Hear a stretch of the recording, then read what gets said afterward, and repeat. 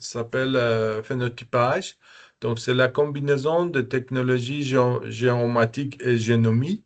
Donc, vous savez, dans l'agriculture, on a la caractéristique génétique de nos graines, blé, soya, maïs, l'effet dans l'environnement, la présence de l'eau et température, et aussi la gestion. Donc, l'ensemble de ces trois phénomènes, trois gestions ou trois opérations, ça permet de produire le maximum possible avec très bonne qualité.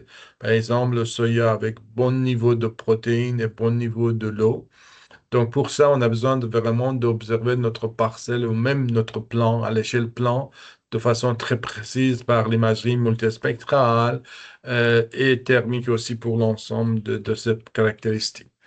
Donc, qu'est-ce qu'on fait normalement? Il y a trois technologies actuellement dans le serre, dans le laboratoire, on peut dire, dans le parcelle avec des grandes machineries, ou même de façon un peu individuelle, comme vous voyez ici notre stagiaire à Ottawa. Donc, il y a des systèmes embarqués, plusieurs capteurs, caméras infrarouges, GPS, thermique, laser, pour, pour autour de canopée ou l'état de Colorfield. Donc, on peut collecter toutes ces informations avec trois technologies.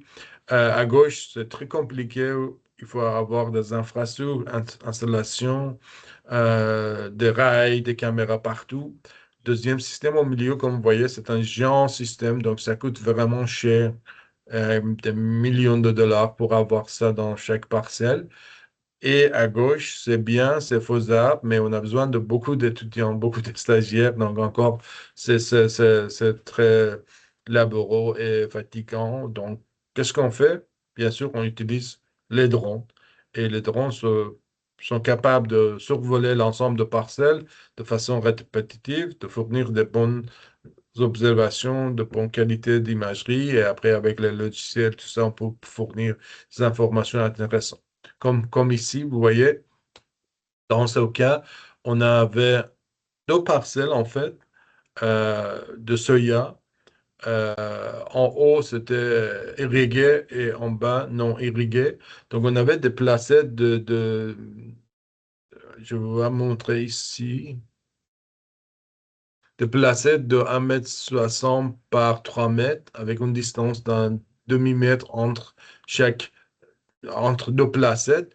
Donc, le chercheur plantait différents graines avec différents types de génétique différents. Donc, on répétait et après, il y avait deux systèmes, comme je disais, irrigués, non irrigués. Donc, en total, il y avait 400 ou presque différents types. Donc, vous savez, analyser ce, ce volume de données, c'est très difficile manuellement. Donc, c'est la télédétection qui joue un rôle important avec AI et tout ça. Donc, on commence à analyser les données. Ici, je vous montre un exemple hauteur de canopée avec notre capteur comme celui-ci à gauche et le drone. Et vous voyez ici, la similarité, c'est assez élevé. Considérez-vous qu'on travaille à l'échelle de centimètres pour chaque feuille. Donc, il y a de vent, il y a de différents euh, éléments qui affectent, mais quand même, vous voyez, une très bonne correspondance existe entre le capteur de drone et le capteur terrestre qu'on a utilisé pour la validation. Et après, pour extraction des informations, donc on sait que dans chaque de ces placettes, on a des végétations, donc on calcule les différents indices, les pixels verts, et on peut vraiment calculer les différents paramètres comme le tour de canopée, l'indice foliaire ou même les indices de végétation. Euh, je crois que c'est répété ici deux fois, mais c'est pas grave. OK. Au fond, on a toutes ces bases de données. Donc, vous voyez, une base de données assez massive spectralement, spatialement et temporellement. Donc, par exemple, de début de saison en fin mai jusqu'à la fin de saison, fin octobre, on a ce volume de données. Donc, il faut les traiter. Donc, c'est pas facile manuellement avec fichier Excel. Donc, il faut profiter de technologies, intelligence artificielle, apprentissage machine. on rentre les données et on cherche les paramètres. Par exemple, les paramètres peuvent être le niveau de maturité, le niveau de protéines, le niveau de l'eau dans chaque grain.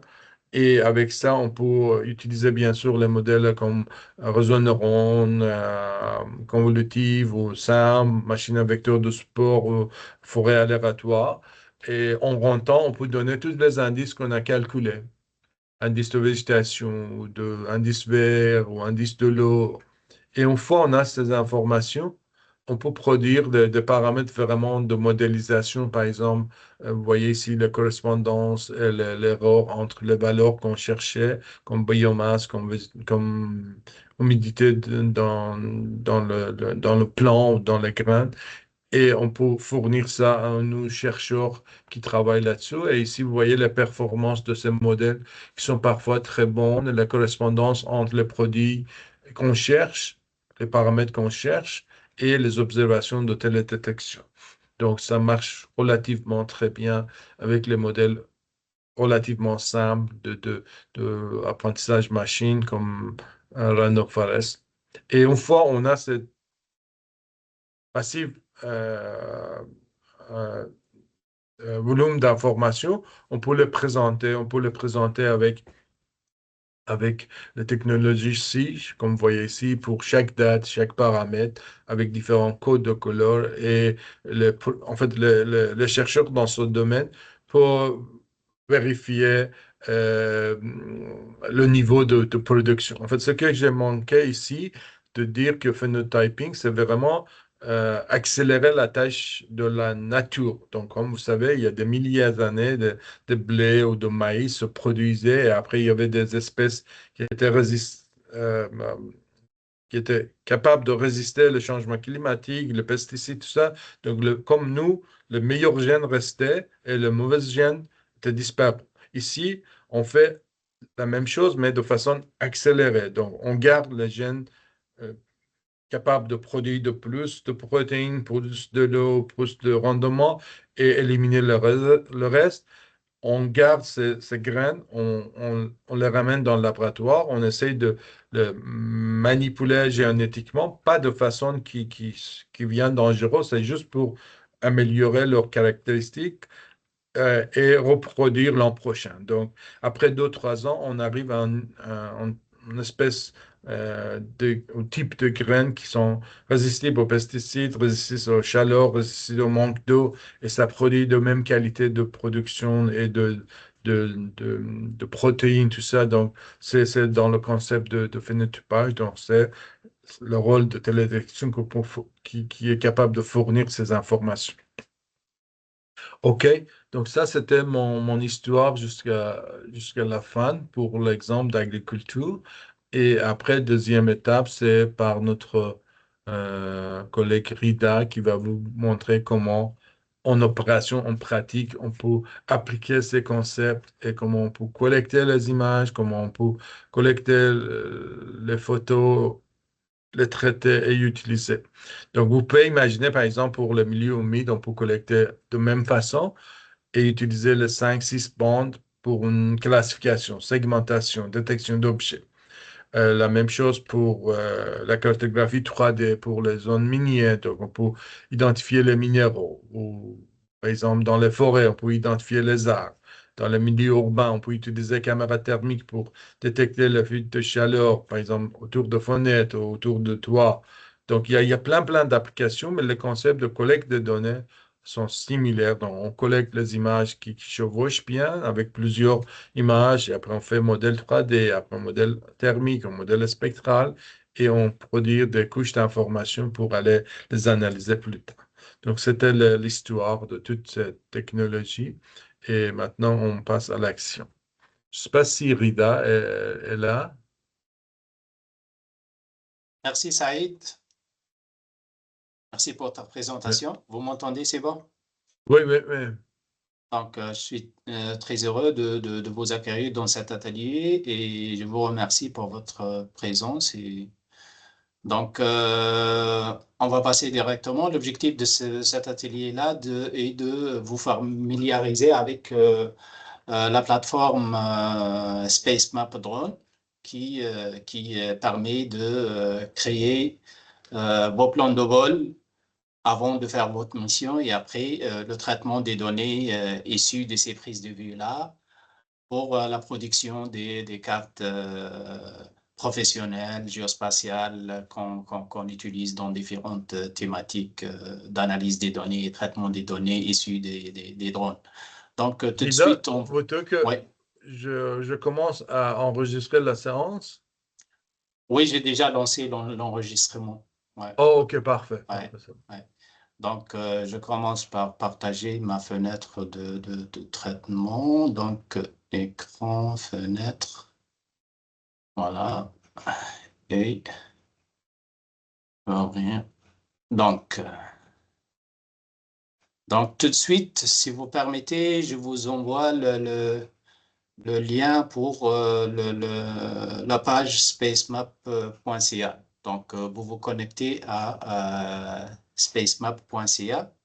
J'essaie de trouver la fenêtre de discussion.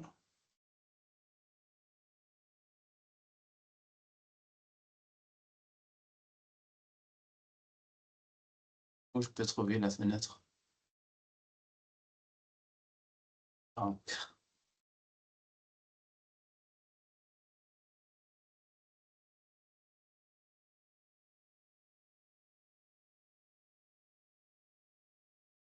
spacemap.ca. Donc, directement, je vous invite à aller à la page, la première page qui est plan de vol. Donc ici, ce qu'on voit, c'est une interface interactive qui permet de générer des plans de vol par drone. Donc, vous allez à la zone que vous voulez photographier. Donc, vous choisissez une zone. Par exemple, je prends celle-là.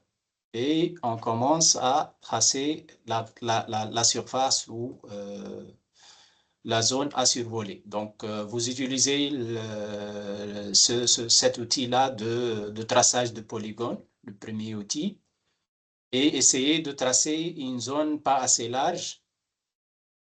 Donc, vous faites un zoom et vous commencez à tracer la zone par vertex, point par point, et vous revenez au premier point pour fermer ce polygone-là. Donc, si tout est bon, vous choisissez le modèle de drone que vous allez utiliser. Donc, par exemple, dans mon cas, je vais utiliser, par exemple, DJI Matrix 600. En choisissant l'altitude de vol qui est déjà planifiée, ça me donne directement le JSD qui va être produit en fonction de cette altitude-là. Donc ici, pour un GSD, pour une altitude de 120 mètres avec le DJI Matrix 600, ça va être 1,37 cm par pixel. Sinon, si je change d'autres types de drone, automatiquement, le GSD va changer en fonction de la focale de ce drone-là. J'en ai la main aussi pour personnaliser mon drone. Si, par exemple, j'ai une caméra spécifique avec une telle focale et tout ça, je peux modifier et personnaliser ma caméra. Pour mon cas, je vais laisser la matrice DJI 600 avec une altitude 120 mètres, avec un chevauchement latéral et frontal 75 x 60. Et je vais commencer par l'orientation 0 degré dans ce premier cas pour voir qu'est-ce que ça va me donner comme plan de vol. Donc, je clique après sur générer le plan de vol. Ça va me générer le plan de vol que je devrais exécuter par suite par drone. Donc, ici, j'essaie d'interpréter et de voir et d'optimiser mon plan de vol. Avant de changer les paramètres, ici, je vois un résumé du plan de vol. Le résumé me donne le nombre de photos, par exemple, dans ce cas-là, 1162 imagettes plutôt. Nombre d'axes 23 avec une distance totale de 12 073 mètres, donc 12 km. Temps de vol estimé, ça c'est très intéressant par rapport à nombre de batteries que je vais utiliser et ça va me donner des informations utiles pour la gestion de mes missions de prise de vue aérienne en fonction des conditions météorologiques, la distance par rapport à l'entreprise ou l'emplacement. Donc, ça, c'est important pour vérifier ces informations-là qui vont m'aider pour la bonne gestion de mes missions. Ici, par exemple, l'orientation à 0 degré, je vais changer par 20 degrés pour optimiser mon plan de vol. Donc ici, je change d'orientation et je régénère mon plan de vol et ça va me donner un nombre d'axes beaucoup moins, c'est 17. Donc 17 axes par exemple, dans ce cas-là. Si j'ajoute à 25 pour optimiser la direction, ça va changer. 23, 22. Voilà, donc je vais garder ces informations-là. Je peux copier mes informations du plan de vol et j'ai la main pour exporter ce plan de vol-là que je vais l'envoyer sur drone directement après sa validation. Donc ça exprime les axes, ça montre les positions de prise de vue de chaque photo. Donc ici, j'exporte mon plan de vol, ça va être sous format KML. Directement, j'ouvre pour vérifier sur Google Earth Pro. Donc, ça va me donner directement le plan de vol sur ma zone. Donc ici, ça me donne l'information sur la zone à photographier et ça va être même avec l'altitude que j'ai déjà fixée à 120 mètres par rapport au sol. Donc ça, c'est validé. Donc, puisque tout est bon, donc je peux exporter et copier ce plan de vol-là directement sur drone et pas besoin de tracer la zone sur la commande du drone. Donc ça, c'est la phase 1 et la première interface interactive pour la création ou la génération des plans de vol pour mon drone. Donc ça, c'est bon. J'espère que si vous avez des questions sur cette étape-là, parce que ça fait partie de la première partie de cet atelier-là. Donc, si tout est bon, vous avez exporté les données, donc on peut passer. Sinon, si vous avez des questions, n'hésitez pas. Donc, je passe maintenant après la réalisation de ces missions-là, en se basant sur ce plan de vol, vous téléchargez vos données et on est capable maintenant, via la plateforme SpaceMap Post-Pro UAV, donc le post-processing de mes images drone. Donc, on revient on revient sur la page de spacemap.ca. Sous drone, et après plan de vol, on passe au traitement en ligne de mes images drone. Donc, vous cliquez sur traitement en ligne et vous aurez cette interface-là. Donc, maintenant, je vous invite à vous inscrire pour pouvoir avoir 3 essais avec taille de 500 mégaoctets gratuite pour le traitement de vos images. Donc, ici, allez-y. Oui, dis-moi, Naziha. Moi, j'ai une question. Quand vous pouvez écrire 120 mètres comme altitude de vol, est-ce que c'est variable dépendamment du terrain? Si par exemple, on a un terrain qui a vraiment des grandes variations d'auteur, Oui, est-ce très bonne qu'il ne question. s'adapte Oui. pas? Il s'adapte Oui. pas par rapport à ça ou bien il va toujours voler à 120? Ça, c'est par rapport au plan de vol. Si vous fixez à 120 mètres, il va tenir compte du relief au-dessus. Ah, Au-dessous d'accord, plutôt. Donc, il va garder cette altitude-là par rapport au sol. Donc, ça, parfait. on parle de l'altitude par rapport au niveau du sol. Donc, il va suivre.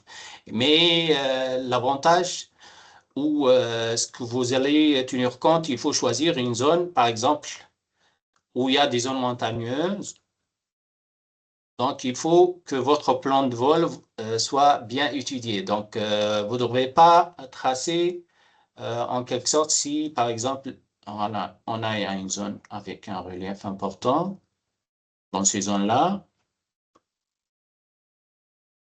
il faut que votre plan de vol ne soit pas trop varié de telle sorte que les axes de vol vont passer au-dessus de différents reliefs. Ça va avoir une influence sur le recouvrement latéral et longitudinal. Donc, soit si vous êtes obligé de passer dans cette orientation-là, soit vous renforcez les chevauchements latéraux et frontaux, soit vous changez l'orientation de vos axes qui devraient être en parallèle aux courbes du niveau. Donc ça, c'est pour éviter les grandes variabilités en termes de chevauchement et pour ne pas avoir des surprises après en termes pour le calcul tridimensionnel et la stéréoscopie de vos imagettes. Donc ça, c'est important. On revient sur la plateforme. Donc, je vous invite à vous inscrire, votre nom, votre email et votre mot de passe et l'usage de drone, dans quel domaine. Donc, une fois créé, vous allez vous connecter. Donc, vous faites connexion après et vous vous connectez par votre compte.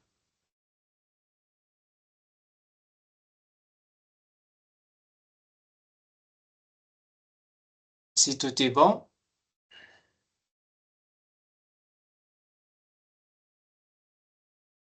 je me connecte.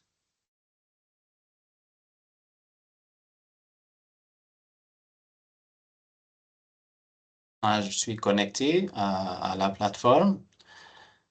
Donc ici, vous allez sélectionner vos imagettes. Je vous ai envoyé un lien pour télécharger les images à traiter ou pour cette démonstration. Donc, je ne sais pas si vous avez tous téléchargé vos données. Vous avez l'accès à ces données-là que je vous ai partagées?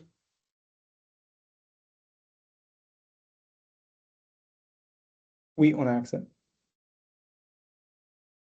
D'accord. Oui. Sur Drive, vous aurez environ 500 mégaoctets d'imagettes 160 ou 163 imagettes. Si tout est bon, donc sur cette plateforme ou cette interface-là, vous aurez la main pour basculer entre, par exemple, les cartes topo au satellite pour voir l'emplacement exact. Donc, ça, c'est pour juste visualiser, vérifier et tout ça. Donc, si je sélectionne, maintenant, je suppose que vous êtes connecté. Si vous êtes connecté, ce bouton-là sera en bleu. Donc, vous donne la main pour lancer les traitements. Sans cliquer pour le moment, mais juste vous vérifiez que vous avez la main pour vous êtes connecté ici. Voilà, votre email et tout ça. Et ce bouton-là sera déverrouillé. Donc, choisir fichier. On va sélectionner les imagettes qu'on a déjà téléchargées. Donc, si tout est bon, allez-y, dis-moi. Dis-moi rien. Bon, on peut pas voir les trois boutons d'effacer et lancer parce que pour moi, j'ai juste mon nom, puis j'ai abonnement mensuel et abonnement annuel. Euh, Donc, j'ai pas t'as, d'accès aux t'as trois mis, boutons. t'as mis ton email et tout ça? Ouais, ouais, ouais, j'ai mis. Et t'as pas eu la main pour Non, sélectionner tes images? j'ai non, j'ai l'accès pour mon compte. Donc, c'est créé déjà, mais Oui. j'ai pas les trois boutons juste à gauche, en dessous, comme effacer puis lancer. Il n'y a rien. Il n'y a rien? Ouais. Dis-moi, tu t'es connecté. Au-dessus, il y a HTTP Space Map Post Pro UAV.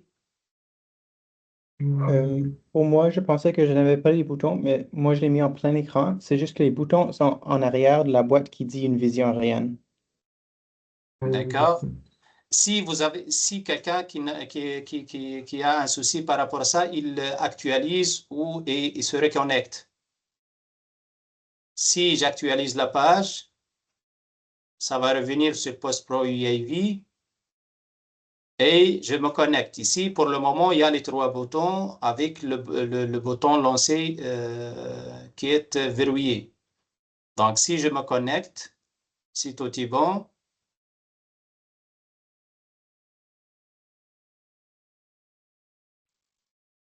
En fait, j'ai le même souci, c'est-à-dire que j'ai essayé aussi de me reconnecter et j'ai essayé aussi de la mettre en plein écran, mais j'ai pas les 3 boutons dans le bas de l'écran là-bas. Je me suis bien inscrite, bien reconnectée, bien réactualisé la page, mais enfin, voilà. oui, je comprends. Apparemment, vous utilisez pas un ordi, c'est bien ça? Comment ça? Votre écran, c'est par téléphone ou tablette, c'est pas un Ah ordi. non, non, non, c'est par ordinateur. Donc, vous permettez, vous actualiser votre page et sans Ouais, faire ouais. un plein écran. C'est juste vous actualisez votre page.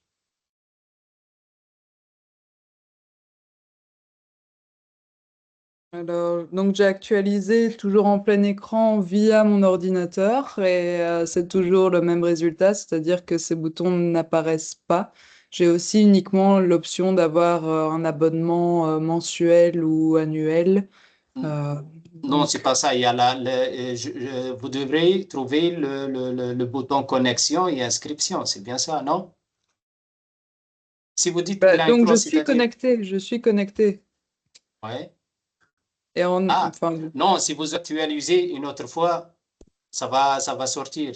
Vous êtes oui, plus donc à chaque connecté. fois que j'actualise, en effet, ça me déconnecte, donc je Oui, me reconnecte, mais oui. j'ai toujours pas les boutons, donc je sais Vous pouvez pas. me partager, si vous voulez, votre écran? Oui, attendez. Oui, s'il vous plaît. J'arrête le partage de mon côté. Si tu fais un Euh, zoom out, est-ce que ça marche? Parce que c'est Ouais. super cool. Alors, est-ce que vous voyez mon écran? Non, c'est pas de. Ah oui, vous utilisez l'image. Vous n'êtes pas sur Euh, la bonne page.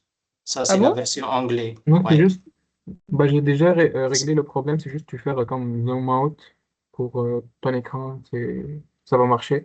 Allez, on va Ok. procéder pour cet écran-là. Vous, Ouais. vous, vous revenez à spacemap.ca et changez langue française. Euh, je- Spacemap.ca. Donc Ouais, ici, française, donc droit. contrôle, traitement en ligne. Ouais, connexion. Connexion, votre compte et tout ça.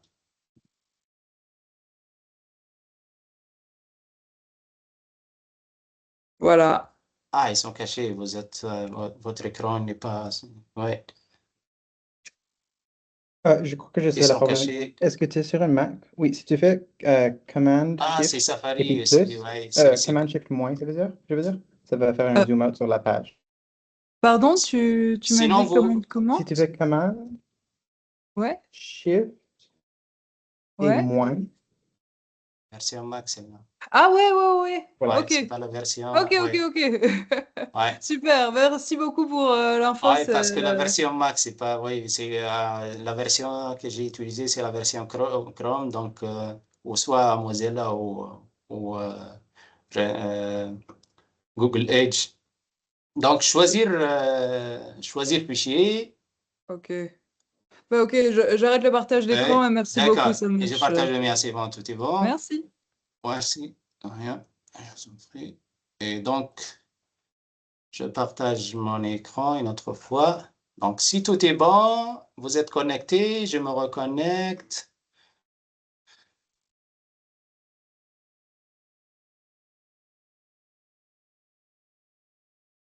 Et si vous sélectionnez vos images, vous attendez un peu, il va faire un zoom automatique, un update de l'affichage sur la zone de prise de vue. Donc, automatiquement, il va localiser vos images. Donc, c'est bon. Maintenant, pour moi, c'est bon. Il est allé pour me montrer les centres de photos. Donc, vous pouvez afficher soit le centre de photo, les lignes de vol, l'emprise. Donc, ça, c'est bon. Donc, ça, ouais, ça est étalé à la zone que j'ai déjà photographiée. Maintenant, je vous invite à lancer le traitement.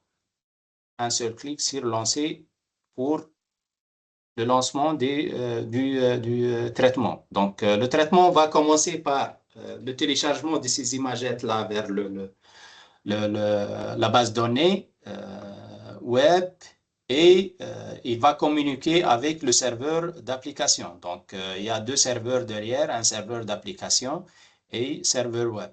Le serveur d'application va recevoir ces imagettes-là pour lancer le traitement qui est automatisé.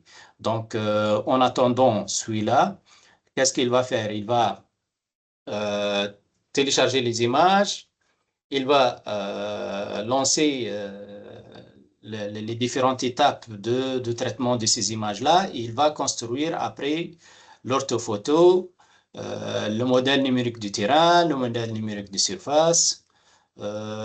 Et ici, pour le cas du couleur naturelle RGB, il va créer l'indice varie. L'indice varie, qui est un indice de végétation proche de l'NDVI pour les trois bandes RGB. Donc, il va après vous envoyer un email qui contient, en se basant sur vos informations, il va vous envoyer un email qui contient un dossier zip. Ce dossier zip-là va contenir l'orthophoto, le DSM, le DTM et l'indice varie. Donc, puisque actuellement, on est normalement une dizaine de personnes qu'on a lancé le traitement, donc il va être un peu plus lourd, mais ça ira. Donc ici, je crois que c'est bon. 1, 2, 3.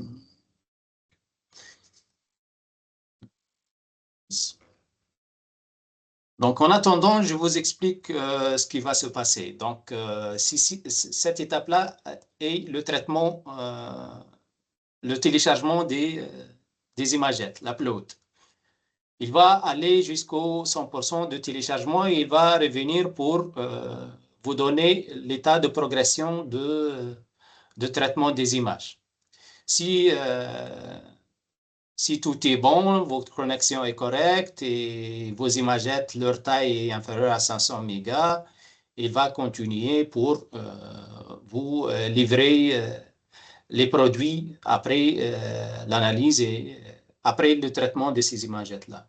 Donc, une fois envoyé, on va recevoir cet email-là et on peut faire des manipulations.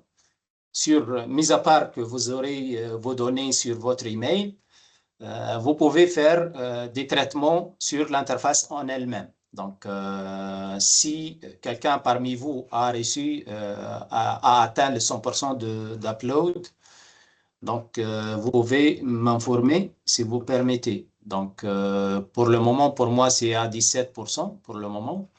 Une fois reçu, on va pouvoir faire des traitements spécifiques qui sont très intéressants pour surtout le suivi des profils topographiques qui sont intéressants en termes de topographie, de connaissances sur le nivellement de la région, les largeurs, la forme des différentes formes de ma zone d'intérêt. Et le calcul de volume. Et le calcul de volume qui est aussi super intéressant pour des applications diverses. Donc, peut-être une erreur de téléchargement.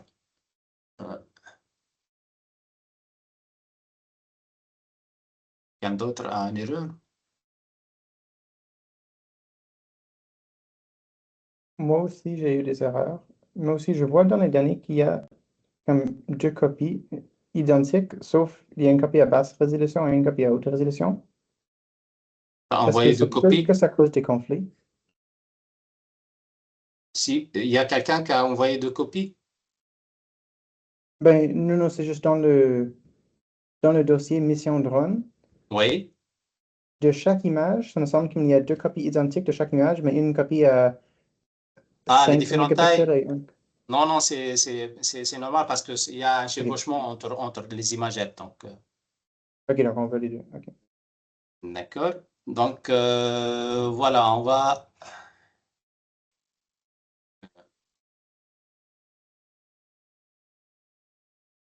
Il n'a pas des erreurs, il est en train de lancer. Il n'y a pas d'erreur car il n'a pas reçu des erreurs.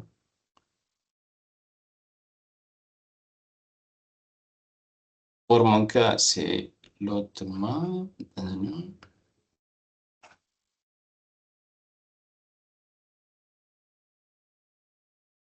Donc, je vais supposer que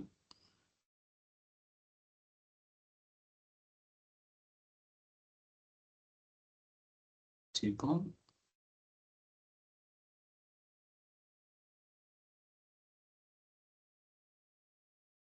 En tout cas, puisque on est environ une dizaine de personnes qui connectent à la fois, donc ça peut causer des ralentissements ou des erreurs de transfert. Mais en tout cas, j'ai prévu j'ai une solution, une alternative pour ne pas bloquer le traitement. Donc, qui, qui est en cours, qui n'a pas eu un message erreur sur sa machine. Juste pour information, si vous permettez.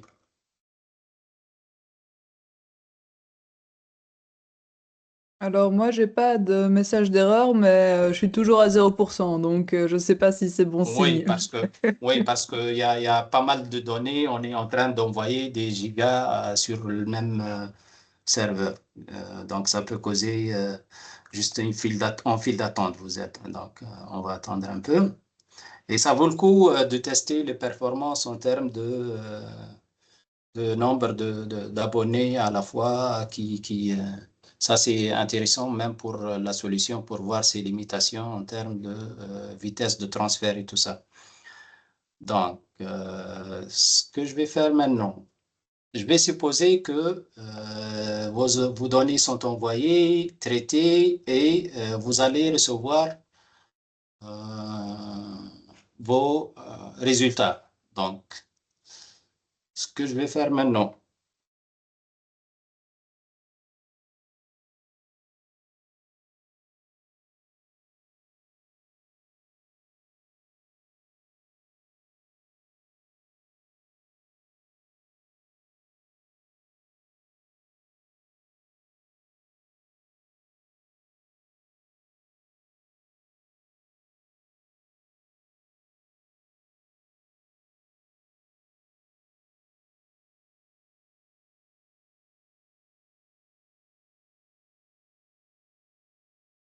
tout de suite,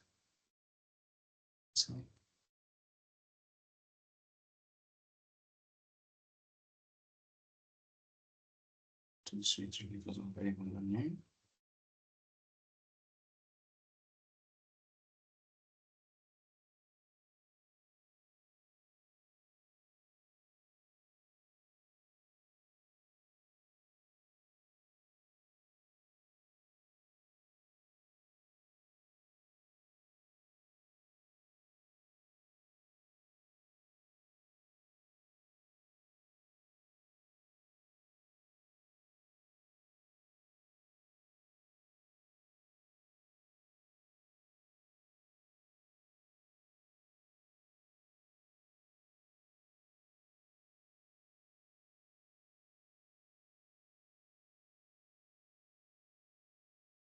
Ne vous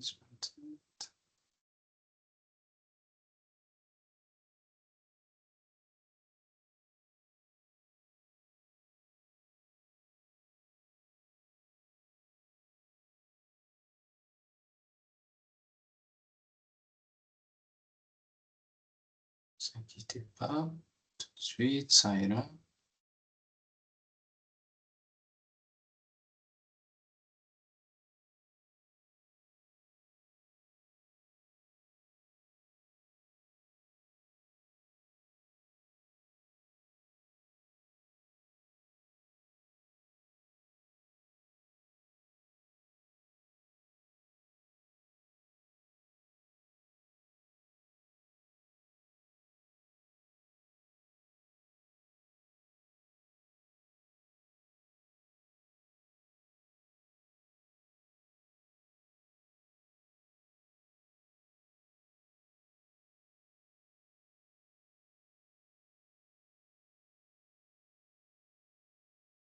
Je suis en train de libérer de l'espace sur la base données, sur les serveurs web pour pouvoir continuer le traitement. Donc, en tout cas, on aura les résultats dans quelques instants.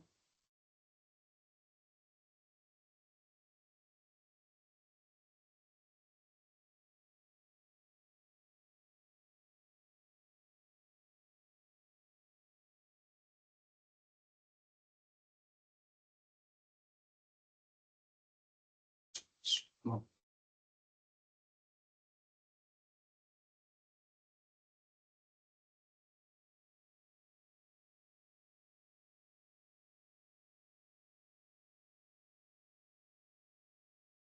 Le traitement des images drones en ligne, ça prend vraiment, ça prend beaucoup de temps parfois.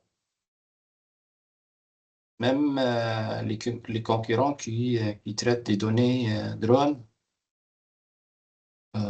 ça pourrait atteindre même plus que... Ça dépend des tailles, bien évidemment, mais ça peut prendre des heures, voire plus qu'une journée. Mais pour le moment, on va recevoir les données. Donc, ça, c'est 21.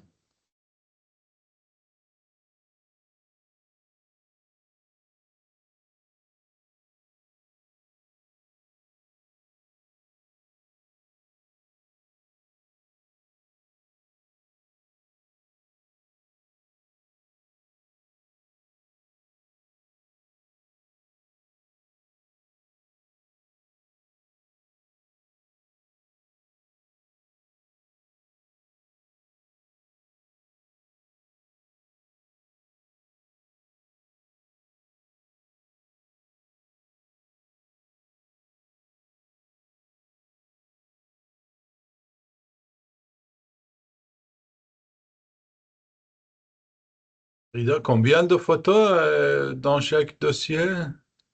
Dans chaque dossier, c'est environ 163, 500 mégas, 900 et quelques. Si vous voulez, qui a reçu un email, disons qu'il a terminé le traitement.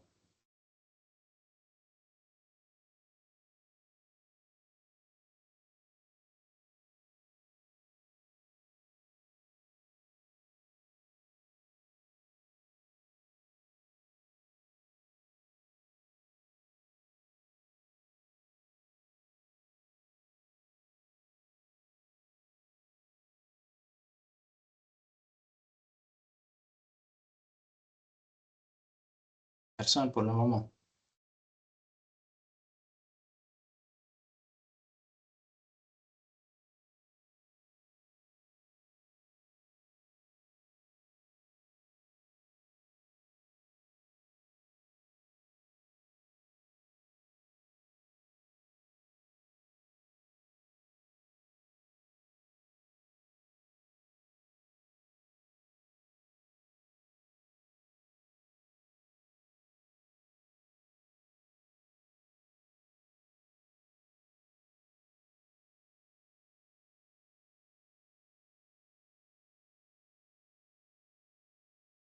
Il n'y a personne.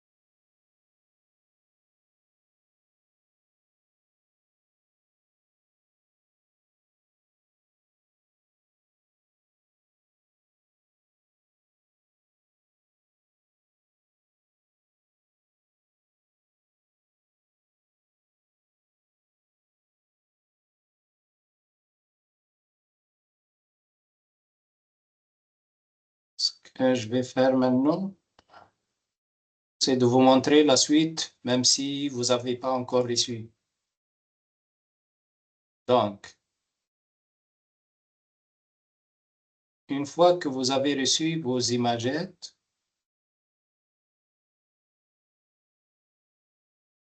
on peut continuer par, si le traitement est terminé, vous voyez l'interface maintenant?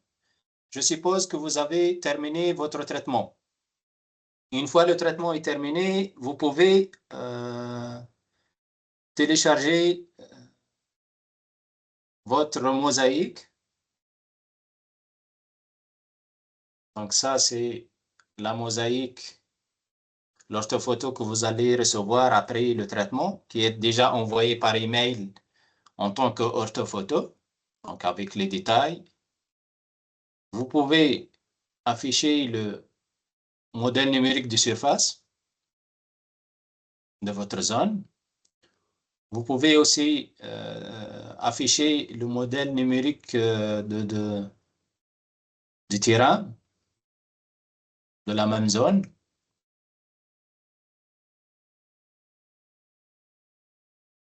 Une fois affiché, il y a un panel pour le traçage de la zone pour faire des traitements sur ces images-là. Donc, si j'affiche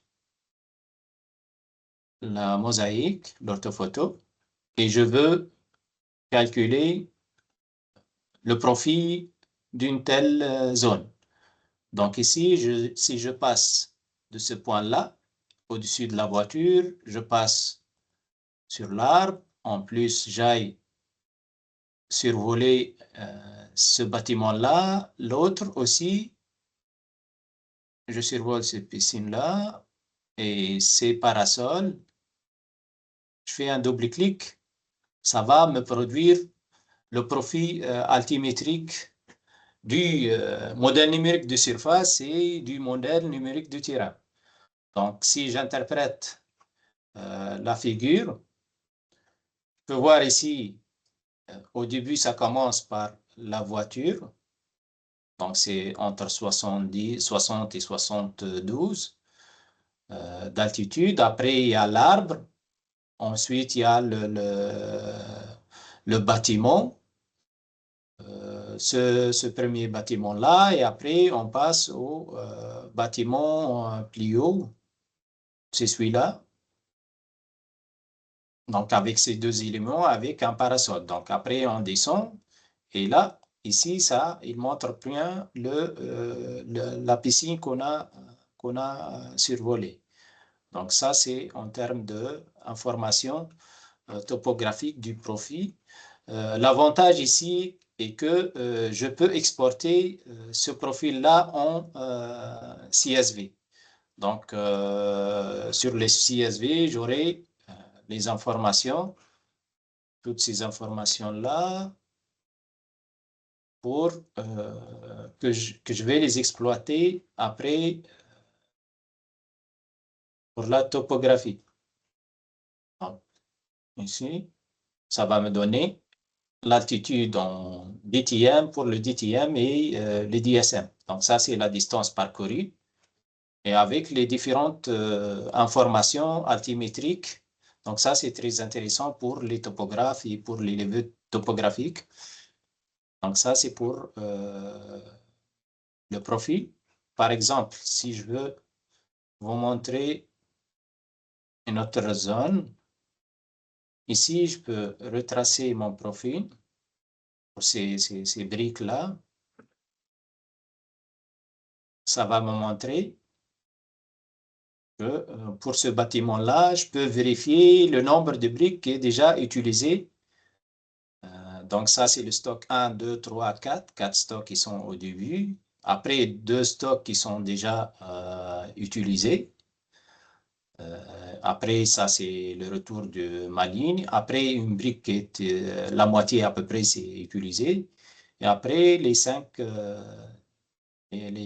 autres blocs qui ne sont pas encore utilisés. Donc, ça me permet de vérifier par rapport à la gestion et la logistique des travaux et leur avancement. Je peux même estimer le nombre de briques utilisées en traçant le volume. Donc, avec ce polygone-là, je peux vérifier, je commence par le traçage de la zone. En traçant la zone, ça me donne 15 mètres cubes de volume. Et ça, c'est normal. Si je divise par rapport au bloc, ça va me donner environ 1 mètre cube ou 0,7 mètre cube pour chaque bloc. Donc, ça, c'est en termes d'informations très précises pour ces éléments-là. J'efface. Donc, je peux aussi avoir... Dis-moi. Oui, dis-moi. Est-ce qu'on a une idée sur la précision des résultats? Pour cette mission-là, c'est 0,5 cm comme résolution. Donc, et par rapport au profil que j'ai tracé, c'est chaque 20 cm, il donne une information. Donc, pour ne pas trop encombrer mais chaque 20 cm, il donne une information d'altitude. Ça, ils sont des arbres avec leur altitude qui montrent bien ces différentes plantes équidistantes. Donc, ça, c'est l'avantage par rapport au profil. C'est ajustable, on peut aller plus loin en termes de précision. Ça pourrait être chaque centimètre ou chaque 5 cm, mais pour le moment, pour chaque 20 cm, ça donne un résultat. Donc, ça, c'est l'avantage. Est-ce que cette précision est connue au début ou bien on a quelque chose qu'on reçoit à la fin du traitement, on a un document qui nous parle des précisions, des résultats, ou bien c'est dépendamment de la résolution de l'image résultée? Bien sûr.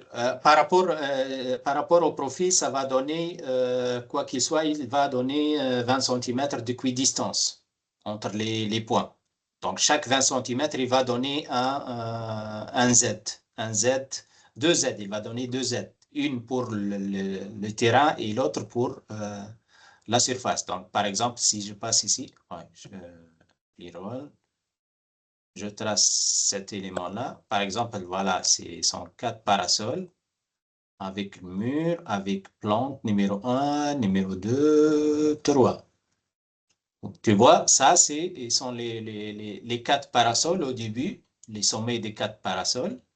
Donc, si j'essaie de calculer l'altitude, ça est entre 71,5 au 73,5. Donc, c'est environ 2 mètres. C'est logique pour les parasols.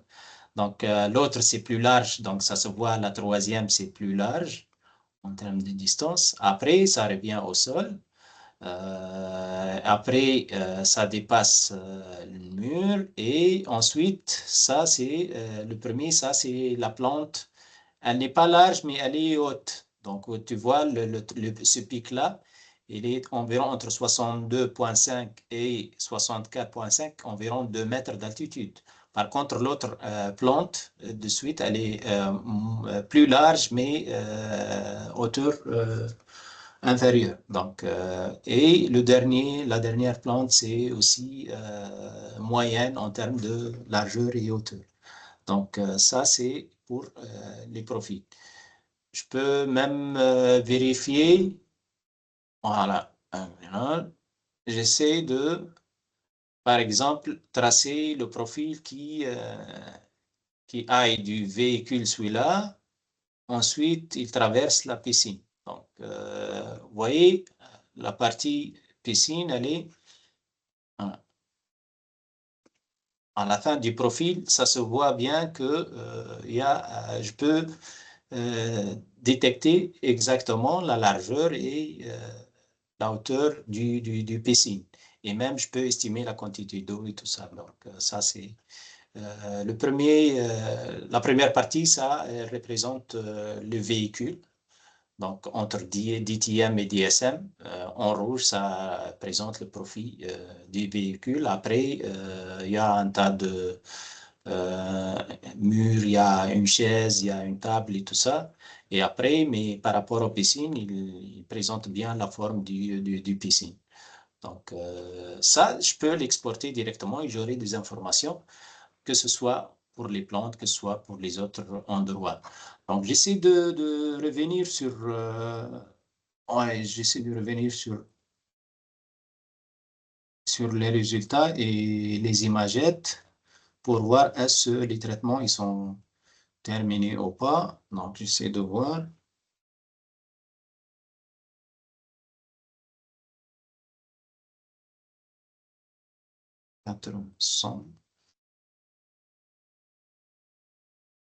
Oui, je vois bien pourquoi il n'y avait pas. C'est parce que beaucoup de données qu'on a envoyées à la fois. Donc, c'est pour ça. Parce que j'aimerais que vous testez l'application, mais quoi qu'il soit, vous pouvez la tester après chez vous. Donc, vous avez 3 tests à faire. Ouais.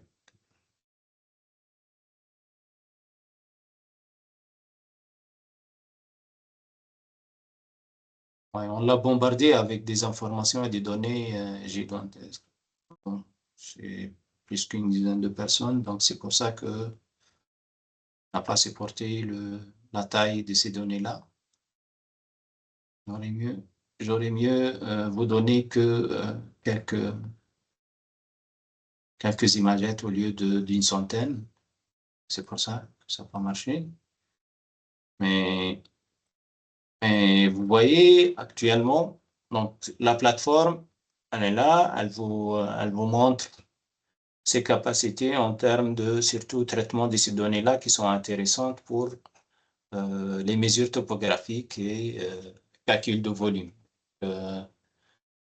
Par exemple, si je veux calculer le volume de ce bâtiment-là, donc je trace le polygone de la région et ça va me donner une idée sur la taille de ce... Ouais, c'est 321 mètres cubes. Donc ça, c'est à 5 cm près de résolution. Donc ça, c'est très intéressant. Je peux aussi tracer pour vérifier la forme de ce bâtiment-là. Par exemple, je trace celui-là. Ça, c'est pas ça, c'est le volume.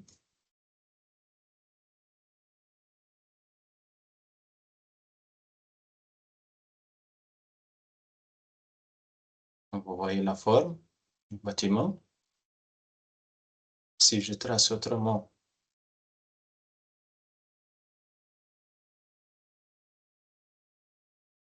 ça va me donner une idée sur la forme exacte. Donc, vous voyez, ça, c'est à côté, ailleurs. On commence par cette partie-là au début. Donc, c'est ailleurs. Après, il commence par le mur. Après, un bâtiment à 2 étages. Ensuite, il y a un balcon. Après, il croise le parasol. Et après, il descend au niveau du sol. Donc, ça, c'est pour le profil qui est à 20 cm, avec pas de 20 cm et précision altimétrique de 5 cm. Donc, ça, c'est par rapport à... Je peux aussi... Rida, peut-être on dis-moi. peut préciser que si on utilise le point de repère, le point contrôle par terre avec le GPS, peut-être on peut encore augmenter la précision géométrique de ces produits. Oui, bien sûr, l'avantage des points de GCP, le Ground Control Point, ces points-là vont nous permettre surtout d'avoir les coordonnées géographiques très précises en termes de cartographie par rapport pour pouvoir comparer avec d'autres données et tout ça. Mais la différence entre l'utilisation des coordonnées GPS différentielles ou RTK, le système RTK ou autre, l'avantage, c'est par rapport aux autres cartes que j'en ai. Mais si on utilise une vérification ou cartographie absolue, juste je vais vérifier un tel volume ou profil, n'est pas rattaché à notre repère géodésique.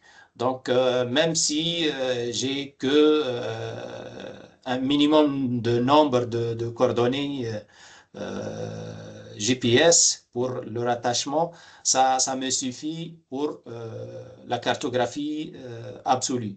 Mais l'avantage de l'utilisation des Ground Control Points, c'est d'avoir des cartes très précises et je peux les utiliser pour même la correction d'autres cartographies basées sur l'imagerie issue des avions ou satellitaires, puisque les données issues du drone sont assez précises en termes de coordonnées plan ou altimétriques. Donc, ça, c'est très intéressant.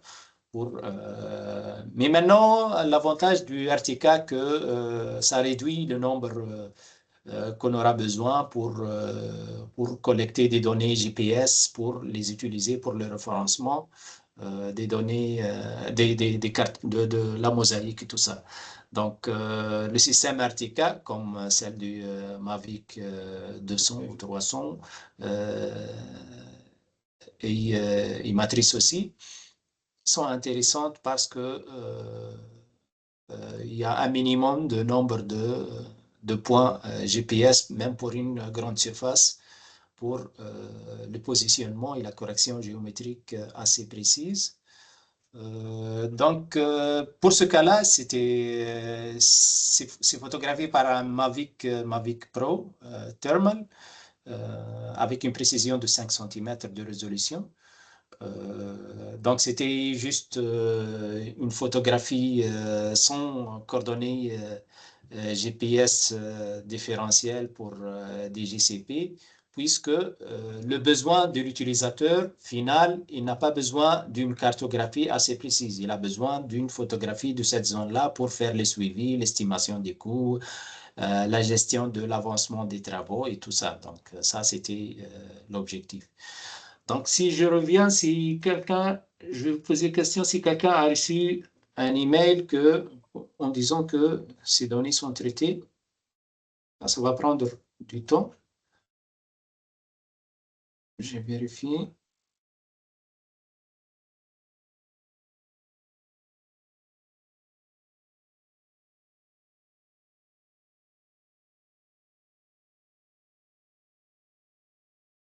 Aucun parmi vous n'a reçu le traitement est fait.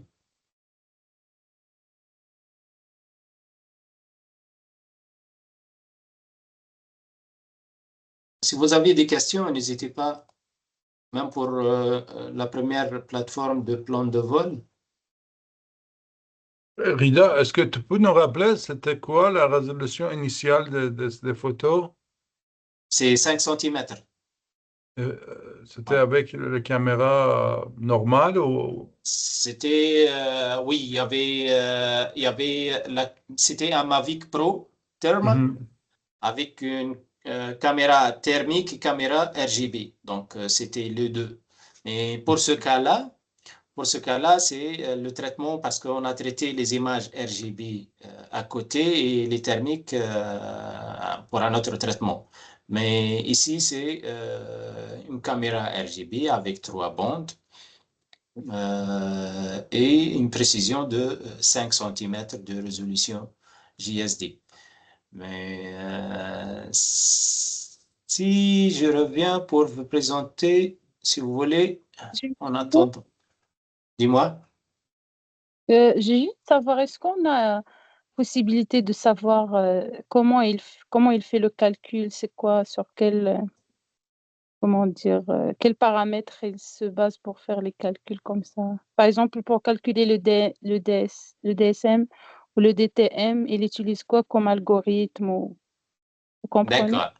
Oui, tu veux Oui, dire quelle est la manière où oui, le comportement pour le post-processing, le traitement de ces imagettes drones.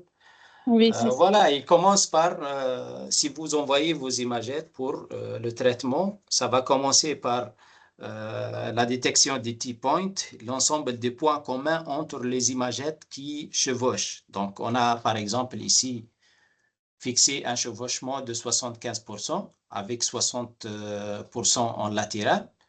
Ça, c'est le but de ce chevauchement est de renforcer les différents angles pour visualiser un tel point. Donc, la caméra, elle va avoir un chevauchement de 75%, ça veut dire 75% de cette image-là va être répétée dans la deuxième image. Donc, il y aura des points communs entre ces imagettes. Ces points communs-là vont être utilisés comme des T-points. Ces points-là vont créer ou donner la vision stéréoscopique. La vision stéréoscopique, elle est capable de donner d'informations en termes de planning, X, Y, et informations en Z.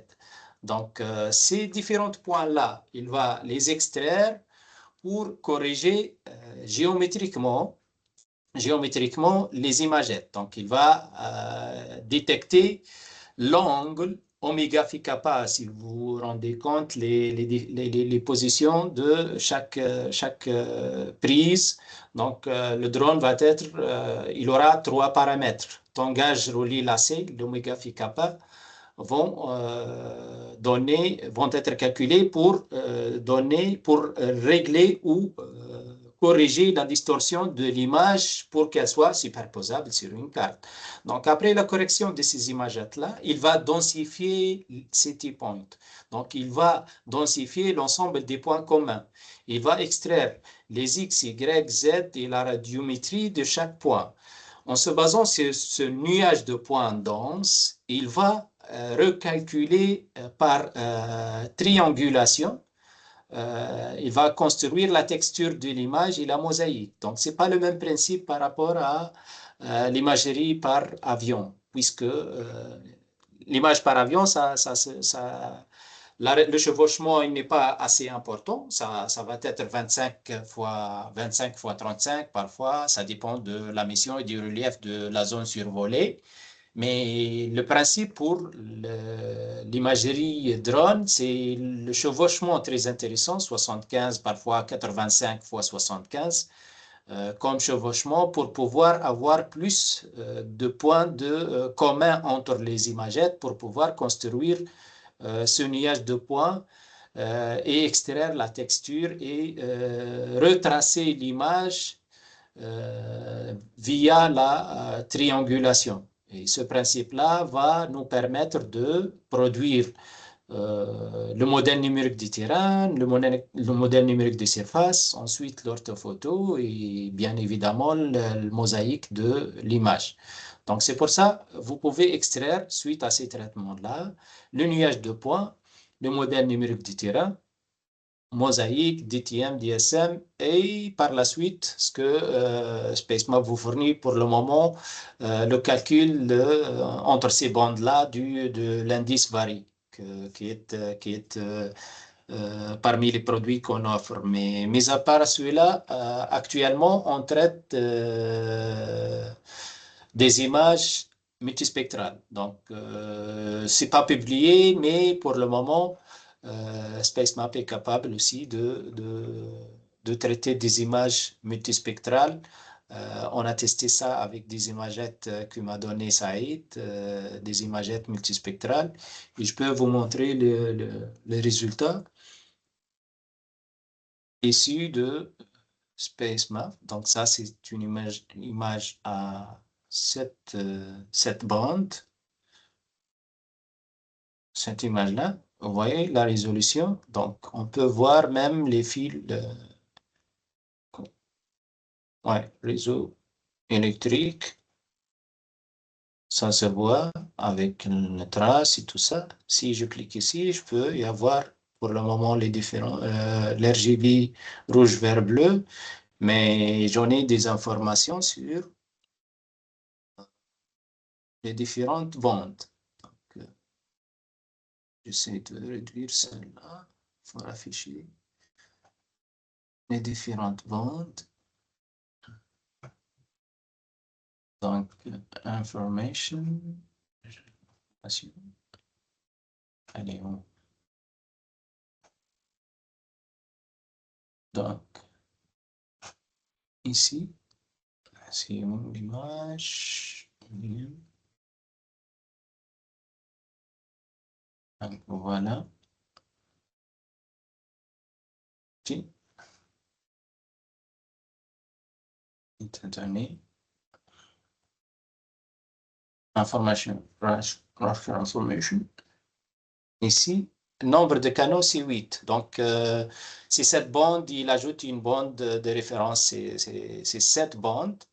Et ces différentes bandes-là sont le RGB, rouge, vert, bleu, proche infrarouge, Red Edge, Pancro et thermique, la bande thermique. Donc, la 7e, c'est la thermique. Donc, ça, c'est les différentes bandes produites par rapport aux imageries multispectrales. Donc, ça, c'est intéressant, super intéressant aussi pour les... ça, c'est un avantage. Ça, c'est la balise. Hein? Ça, c'est les vagues. Ça, c'est l'avantage de traitement des données, que ce soit RGB ou... Ça, c'est les images de drone très intéressantes, très claires, très nettes. Mais ça dépend aussi de volume de données ou de taille des images à traiter parce que, comme on a fait, si on bombarde le système avec un nombre important d'images, ça va bloquer. Parce que, voilà, ce que j'ai testé tout à l'heure, ça montre bien que il faut avoir plus de bandes passantes et d'espace de stockage des données pour pouvoir bien traiter vos images tranquillement. Donc, ou vous traitez par partie. Ou... Si vous voulez, si quelqu'un a reçu des images, il peut dire que c'est bon, le traitement est Ah oui, terminé. moi, oui, Voilà. c'est terminé. Oui, c'est terminé, oui. Tu peux nous partager, s'il te plaît, ton écran? Oui. D'accord, j'arrête. J'essaie d'ouvrir, mais il me dit cette page n'existe pas. Ils m'ont envoyé un message comme quoi le traitement de données drone a été effectué avec succès. Mais s'il te plaît, sur la page que tu as déjà, pas par email. Oui, la page, oui, ça marche. Ouais. Attends, je vais partager mon écran. Nous partage, s'il te plaît. Non, ça fait Aïcha aussi. Je dois rejoindre la conversation par mon ordinateur. Oui, s'il te plaît. C'est m'accepter. C'est bon. Ta caméra.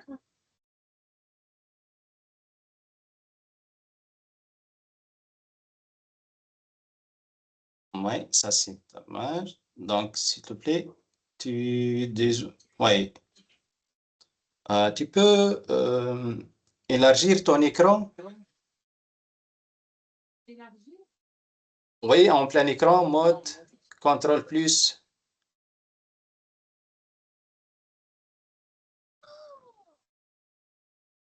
Est-ce que vous m'entendez?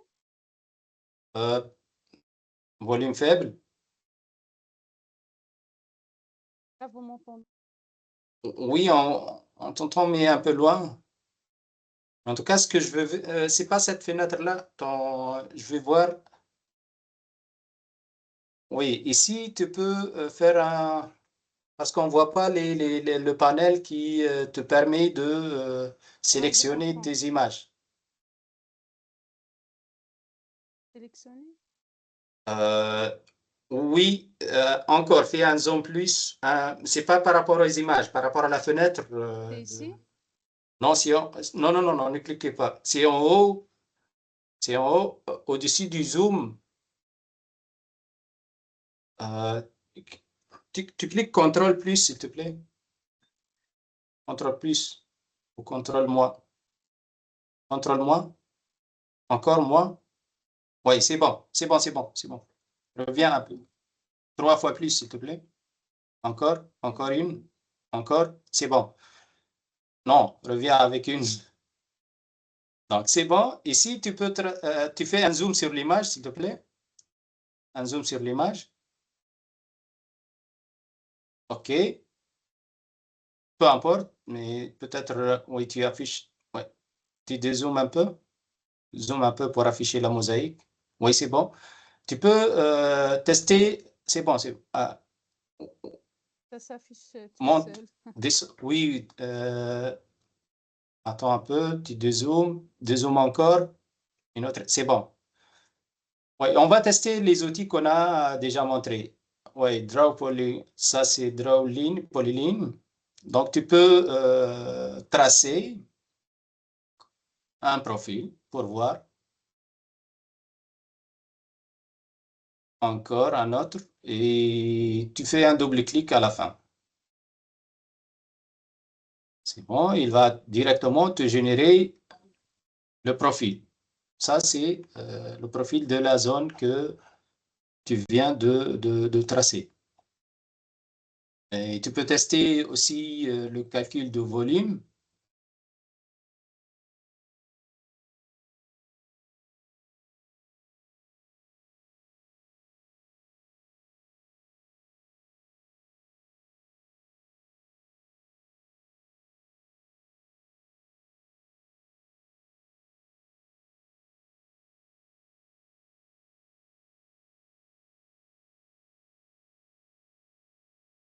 Oh. C'est pas précis car je suis un peu loin.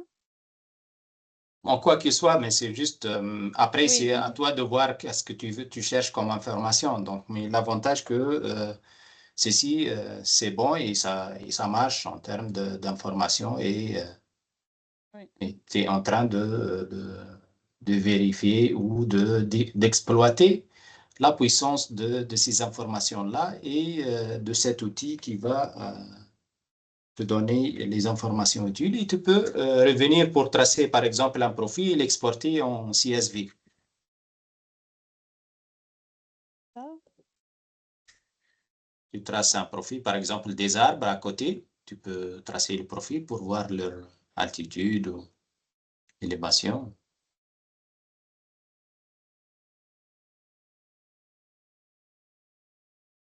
celui-là.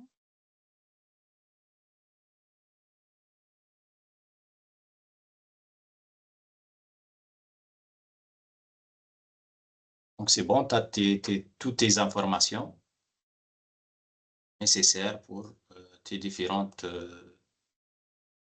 traitements ou analyses des profils.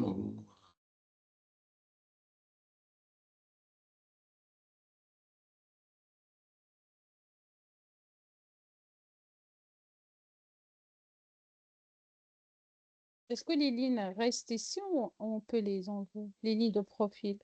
Non, tu peux les effacer. Il y a la corbeille. Tu fermes cette fenêtre-là, s'il te plaît. Tu montes un peu en haut par rapport à la page. Tu fermes cette fenêtre et en bas, Clear All. En bas. Clique en bas. Clique en bas sur la corbeille. Il va te donner l'option de tout effacer et de reprendre si tu veux un autre calcul, que ce soit de volume ou de profil ou pour exploiter tes données. Ça, c'est en termes d'informations directes sur l'interface que vous pouvez exploiter. Donc, ça, c'est l'avantage. Qui d'autre a reçu les données? Je peux arrêter le partage? Oui, c'est tout. Parfait. Quelqu'un d'autre a reçu des informations? Sinon, si quelqu'un d'autre, si vous avez des questions, n'hésitez pas aussi.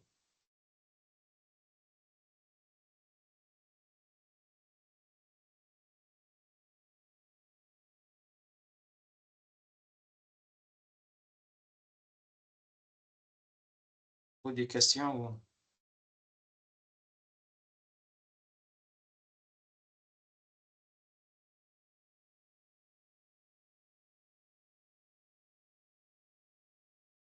Donc ça, c'est le produit multispectral. Moi, j'ai une question. Allez-y. Est-ce que vous pouvez juste résumer les cas où on peut utiliser SpaceMap en général? Est-ce qu'on peut utiliser dans tous les cas de traitement, par exemple, pour tous les... Ce qu'on veut maintenant, c'est, pour le moment, on est en train de l'avantage que par rapport aux imageries drone ou les missions drone, vous pouvez préparer votre plan de vol, ça c'est très intéressant en termes de gestion des plans de vol, préparation des missions, choix du meilleur drone pour exploiter ou pour réaliser telle mission. Par exemple, si une mission qui nécessite un timing qui dépasse par exemple, celui-là, c'est 23 minutes. Donc, tu peux utiliser, peu importe le drone, ça te permet de traiter. Mais si tu veux une altitude plus basse, par exemple à 30 mètres, ouais, à 30 mètres d'altitude, ça va changer. En termes d'estimation du temps, ça a changé. Maintenant, on voit, c'est à 63 minutes, de plus qu'une heure. Donc, ici, tu devrais, par exemple, un Mavic, ça va avec une autonomie de 20-25 minutes, c'est 3 fois 3 missions. Par contre, un autre drone, ça va être, par exemple, Mavic Pro ou DJI 30 mètres. Ouais.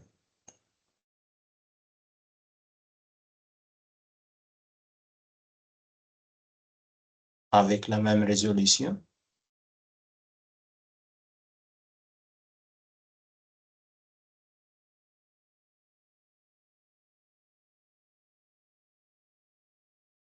Et ça prend du temps pour calculer.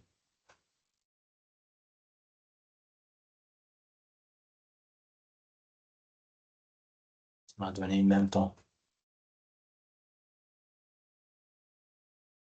Si je change de résolution.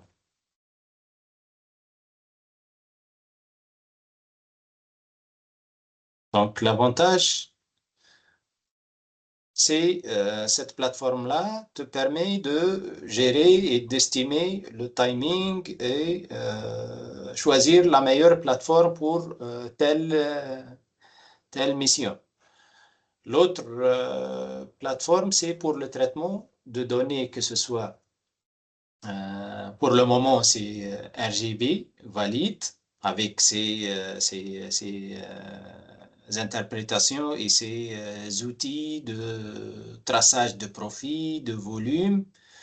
Et bientôt, il y aura le traitement des données ou des prises de vue multispectrales. Et donc, ça pourrait être, on peut dire que SpaceMap englobe les différentes modes de traitement d'imagerie multispectrale ou en RGB.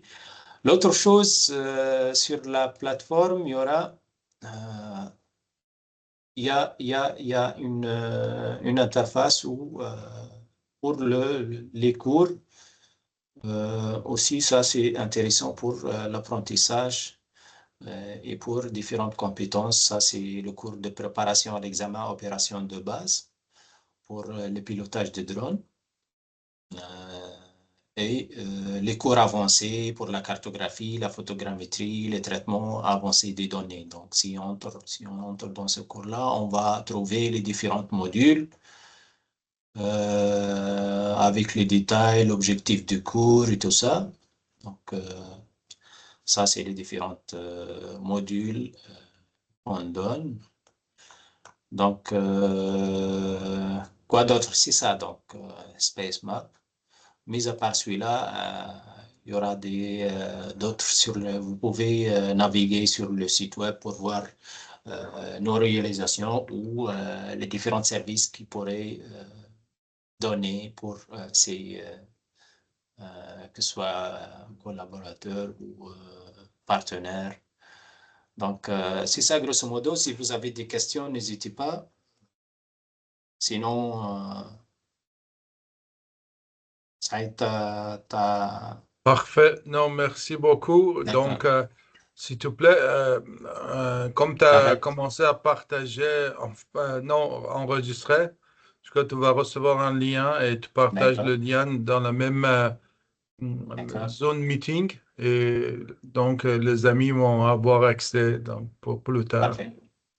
Parfait. Merci beaucoup, très gentil. Donc, à la prochaine. Merci Saïd, merci Merci tout le encore, monde Rida. et au C'était revoir. excellent. Merci. Merci. Merci. OK. Donc, comme vous avez vu, en fait, c'était une plateforme en ligne pour les gens qui n'ont pas de ressources pour acheter, par exemple, les logiciels commerciaux. C'est bon. Par contre, ici, dans le laboratoire, on a le logiciel Pix4D Field and Mapper pour le traitement des images RGB et multispectrales. Donc, si vous avez besoin, vous pouvez utiliser. Ou même le logiciel qui utilise comme back-end engine de traitement de plateforme de RIDA Space Map, c'est Open Drone Map. Donc, je peux vous montrer comment ça fonctionne un instant.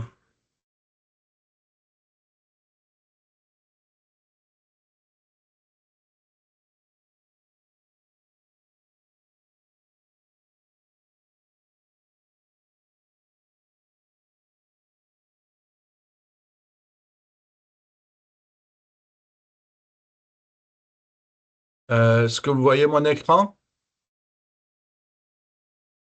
Oui. Oui, Donc, c'est le logiciel que RIDA utilise. Vous pouvez installer la version Windows. En fait, il utilise la version web ODM, Open Drone Map, mais vous pouvez utiliser la version Windows.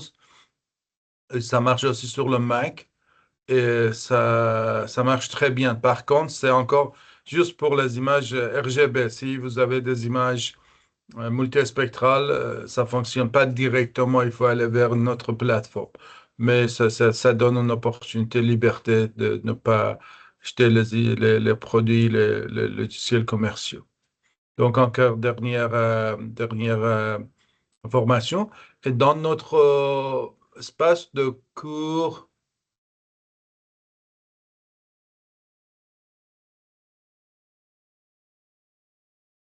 ici, je crois que c'était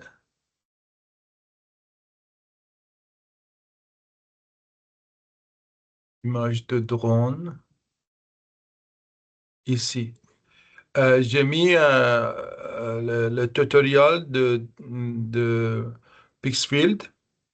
Vous pouvez télécharger une version pour 14 jours ou 10 jours, je crois.